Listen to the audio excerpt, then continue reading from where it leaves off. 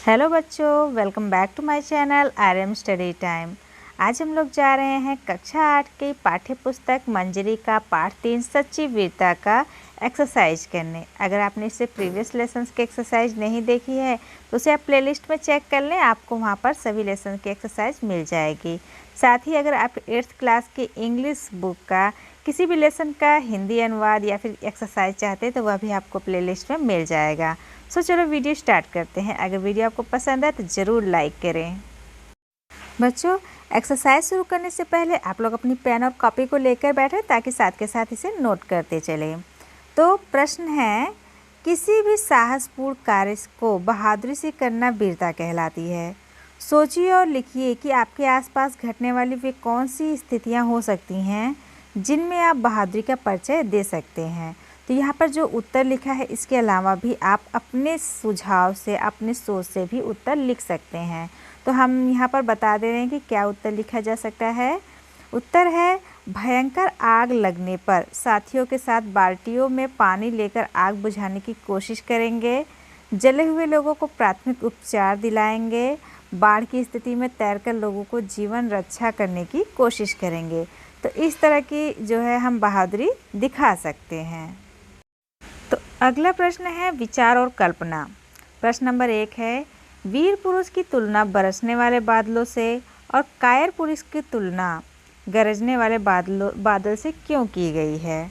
तो इसका उत्तर है, क्योंकि वीर पुरुष बरसने वाले बादल होते हैं जो मूसलाधार वर्षा करते हैं अर्थात सभी का कल्याण करते हैं, और कायर पुरुष करते कुछ नहीं, सिर्फ भाषण देते हैं अर्थात गरजते हैं, इसलिए उन्हें गरजने वाला बादल कहते हैं। ठीक है।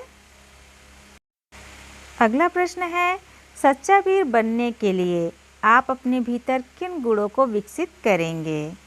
तो इसका उत्तर है, सच्चा वीर बनने के लिए धैर्य, गंभीरता, स्वतंत्रता, उच्च मनोबल, पवित्रता और सबके प्रति प्रेम भावना आदि गुणों को विकसित करेंगे। ठीक है। अगला प्रश्न है, वीरों को बनाने के कारखाने कायम नहीं हो सकते। आप इस बात से सहमत हैं या असहमत, कारण सहित स्पष्ट करें। तो इसका उत्तर है, वीरों को बनाने के कारखाने कायम नहीं हो सकते। मैं इस बात से पूर्ण सहमत हूँ, क्योंकि वीरता एक स्वाभाविक गुण है। यह मनुष्य में अपने आप होती है।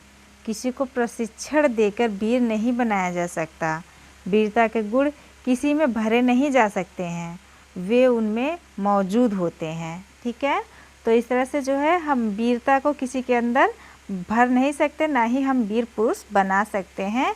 वह जो है प्रकृति के द्वारा स्वयं उसके अंदर उस तरह के गुण होते हैं। तो चलते हैं अगले प्रश्न की तरफ। अगला प्रश्न है, निबंध से किसने क्या कहा कोष्टक में दिए गए नामों से चुनकर वाक्य के सामने लिखिए। ठीक है। तो यहाँ कोष्टक में कुछ नाम दिए हैं और उसे वाक्य के सामने लिखना है कि किसने क्या कहा। जैसे क है अनलहक, ठीक है, अहम ब्रह्मास्ति, किसने कहा था, ये मंसूर ने। ख है मैं तुमको अभी जान से मार डालूंगा, किसने कहा था, बादशाह ने। ग है अटक के पार जाओ, अटक के पार जाओ, महाराजा रणजीत सिंह। और अलग लास्ट है आल्पोस है ही नहीं, तो ये क्या किसने कहा था, नेपोलियन ने। अगला प्रश्न है, लेखक के अनुसार दुनिया किस पर खड़ी है। तो अब यहाँ पर 4 ऑप्शन दिए हैं, उन चारों में से सिर्फ एक ऑप्शन पे आपको टिक लगाना है। तो इसका उत्तर है धर्म और अटल आध्यात्मिक नियमों पर। ठीक है। अगला प्रश्न है, अपने अंदर की वीरता को जगाने के लिए हमें क्या करना चाहिए। उपयुक्त कथन पर सही का चिन्ह लगाइए। तो यहाँ पर 4 फिर से वाक्य दिए हैं, उसमें सही का चिन्ह लगाना है। क है हथियारों को एकत्र करना चाहिए। ख है वाद विवाद करना चाहिए। सच्चाई की चट्टान पर दृढ़ता से खड़ा होना चाहिए। झूठी बातें करनी चाहिए। तो आप ग पे टिक लगा दें, सच्चाई की चट्टान पर दृढ़ता से खड़ा होना चाहिए। अपने अंदर की वीरता को जगाने के लिए क्या करना चाहिए, सच्चाई की चट्टान पर दृढ़ता से खड़ा होना चाहिए। अगला प्रश्न है, सच्चे वीर पुरुष में कौन कौन से गुण होते हैं? तो इसका उत्तर है सच्चे वीर पुरुष में धैर्य, गंभीरता, स्वाभिमान, साहस आदि गुण होते हैं। उनमें उच्च मनोबल, पवित्रता और सबके प्रति प्रेम की भावना होती है। ठीक है। नेक्स्ट क्वेश्चन है, बादशाह द्वारा जान से मारने की धमकी देने पर गुलाम ने क्या कहा? तो इसका उत्तर है गुलाम ने फांसी पर चढ़ जाने और बादशाह का तिरस्कार करने की बात कही। नेक्स्ट प्रश्न है, शरीर पर जरा जोर से हाथ लगाने पर लोग डर के मारे अधमरे क्यों हो जाते हैं? तो इसका उत्तर है लोग शरीर को जीवन का केंद्र समझते हैं। इस कारण शरीर रक्षा के निमित्त लोग डर के मारे अधमरे हो जाते हैं। अगला प्रश्न है, लेखक ने वीरों को देवदार के वृक्षों के समान क्यों कहा है? तो इसका उत्तर है वीर पुरुष देवदार की तरह स्वयं पैदा होते हैं और अपने सहारे मजबूत बनकर दूसरों के काम आते हैं। अर्थात वीर पुरुष भी देवदार की तरह बहुत उपयोगी होते हैं। ठीक है। अगला प्रश्न है, भाषा की बात। निम्नलिखित मुहावरों का अर्थ लिखते हुए इनका वाक्य में प्रयोग कीजिए। तो यहाँ पर कुछ मुहावरे दिए हैं, उनका अर्थ भी लिखना है, साथ में उसे वाक्यों में उसका प्रयोग भी करना है। जैसे डर से अधमरा होना, छाती ठोक कर आगे बढ़ना, रास्ता साफ होना, रंग चढ़ना, दिल को बांध देना। तो ये सभी क्या हैं? मुहावरे हैं। तो इनका अर्थ भी लिखना है और साथ ही इसका वाक्य में प्रयोग भी करना है। तो यहाँ पर देखते हैं, पहला डर से अधमरा होना, इसका अर्थ है अधिक डर जाना। तो इसका वाक्य प्रयोग क्या होगा? सांप को सामने देखकर सीमा डर के मारे अधमरी हो गई। ठीक है। नेक्स्ट है छाती ठोक कर आगे बढ़ना, यानी हिम्मत दिखाना। आतंकवादी को भागता देखकर सुरक्षाकर्मी छाती ठोक कर आगे बढ़ा। तो ये क्या है? इसका वाक्य प्रयोग है। ठीक है। अगला है रास्ता साफ होना, इसका अर्थ है रुकावट ना होना। तो इसका वाक्य प्रयोग है रास्ता साफ हो जाने पर रेलगाड़ियां लंबे चक्कर छोड़कर अपने नियत पथ पर चलने लगी।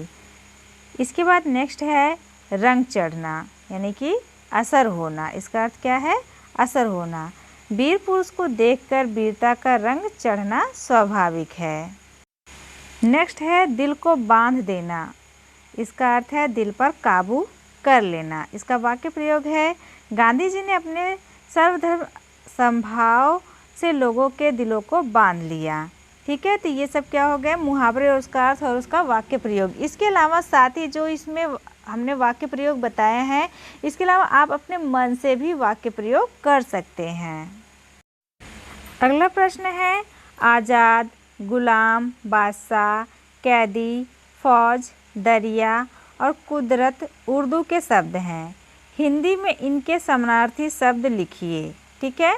तो आप इसका समानार्थी शब्द हिंदी में लिखेंगे। ये सब क्या है? उर्दू के शब्द हैं।